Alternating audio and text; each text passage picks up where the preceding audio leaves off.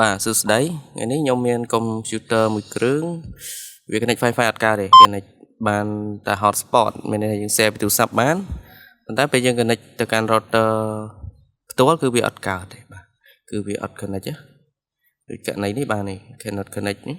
chắc ngày nay nhóm miền bị thi sập bấyในក្នុងការฝึกវាតែខ្ញុំមិនដឹងថាវិធីសាស្ត្រណាមួយដែរទេអ្នកអាចអនុវត្តបានមួយចឹងទៅតោះឥឡូវយើងចាប់ផ្ដើមវិធីសាស្ត្រទី1បងអ្នកគ្នាចូល control panel មកហើយបន្ទាប់មកទៀតយើងចូលទៅកាន់ network and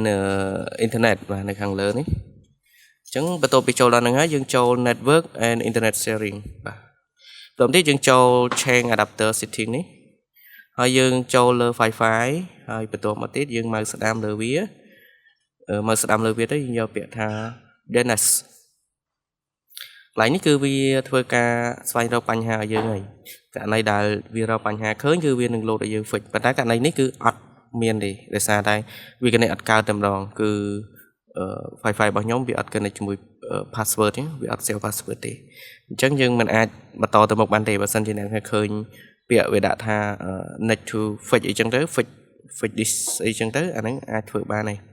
បាទអញ្ចឹងវិធីសាស្ត្រនេះអត់បានទេអញ្ចឹងយើងចូលវិធីសាស្ត្រទី2បាទវិធីសាស្ត្រទី2នេះគឺអ្នកទាំងអស់គ្នាអានេះខ្ញុំចូលកន្លែងដដែលទេប៉ុន្តែដើម្បីលឿនខ្ញុំប្រើនៅ shortcut នេះទៅបាទអ្នកអាចវាយទៅអញ្ចឹងបន្ទាប់មកអានេះវាចូលទៅដល់កន្លែងមិញទេបាទចូលដល់កន្លែង control panel មិញហ្នឹងចូលមកដល់ហ្នឹងគឺយើងចុចទៅលើ Wi-Fi ដដែលមកបាទមកស្ដាំហើយយើងយកពាក្យថា properties បាទក្រោមគេបាទមកដល់នេះគឺយើងធ្វើការដោះ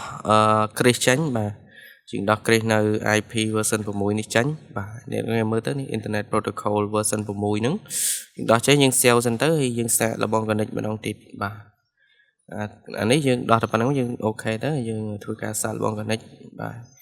បើសិនជាវាជាប់គឺយើងទុកចឹងទៅបើសិនជាអត់ជាប់ទេគឺយើងចូលទៅដល់វិធីសាស្ត្រថ្មីរបស់ខ្ញុំអូខេអានេះយើង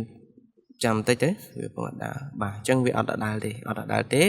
យើងចូលទៅវិធីសាស្ត្រទី3តែម្ដងបាទសម្រាប់វិធីសាស្ត្រទី3នេះគឺយើងចូលទៅ restart service មកនឹងនេះចូលវាយ search service មកបាទ search service ចឹងមកហើយបន្ទាប់មកយើងចូលទៅកាន់ service ទៅបន្ទាប់មកនឹងរកពាក្យថា Wi-Fi direct service នេះ service connecting នេះយើង start វាមួយមកបាទនេះវាអត់ start ទេពេលយើងចេញចូលមកគឺអត់ start ទេអញ្ចឹងយើងធ្វើការ start មួយទៀតមកទោះមិនយើងអស់ចុចក្រោមយើងយករកពាក្យ WLAN មួយទៀតបាទរកពាក្យ WLAN បាទនេះក្រោមនេះបាទ WLAN auto config នេះបាទយើងយកនឹងមកយើង restart វាមកស្ដាំ restart មកបាទប៉ណ្ណឹងមកបន្ទាប់មកទៀតយើងចូលទៅកន្លែងនេះមិញចូលទៅកន្លែងដើមវិញចូលទៅកន្លែង control panel មកដើម្បីធ្វើការបើកនៅIP version 4ហើយនឹង IP version 6ដែលយើងដោះ Chris មិញអញ្ចឹងអា IP version 4 version 6ដែលយើងដោះ Chris គឺយើងបើកឬយើងដាក់ Chris វាវិញបាទហើយចុច OK មកបន្ទាប់មកយើងធ្វើការ connect Wi-Fi ម្ដងទៀតទៅបាទអានេះដោយសារតែខ្ញុំធ្លាប់វាយ password ម្ដងហើយអញ្ចឹងយើងមិនទាមទារទេបាទអញ្ចឹង